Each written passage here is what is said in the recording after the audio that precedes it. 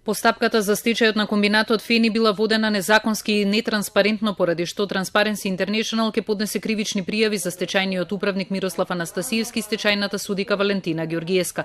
Сомнежот се отворил поради учеството на банките за кои веќе се води случај во јавното обвинителство и објавувањето на оглас за преработка на никелова руда. Многу работи упатуваат дека огласот е наменет за привилегиран понудувач, а договорот е склучен со неидентификувано правно лице кое во време на високи цени на рудата остварува големи добивки, вели Сладјана Тасева. Затоа, рече таа, бараме договорот настанат со инкриминирачки дејства да биде прогласен за ништовен.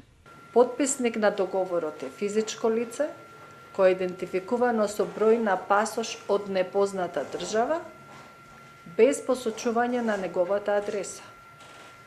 Значи, некој многу добро се погрижил идентитетот на оние што во моментов работат со Фени да не биде откриен.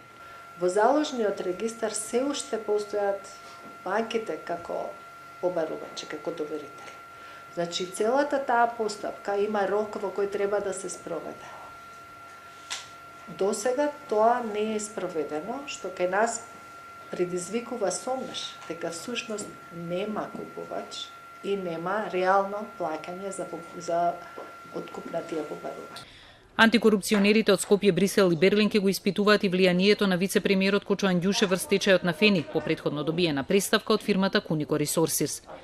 Оваа представка која што укажува на многу сериозни има многу сериозни наводи за судир на интереси на господинот Андјушев, кои произлегуваат и од собственоста на неговата фирма која што е поврзана со работењето на Фени, но и во мешањето на целата оваа стечајна постапка досега.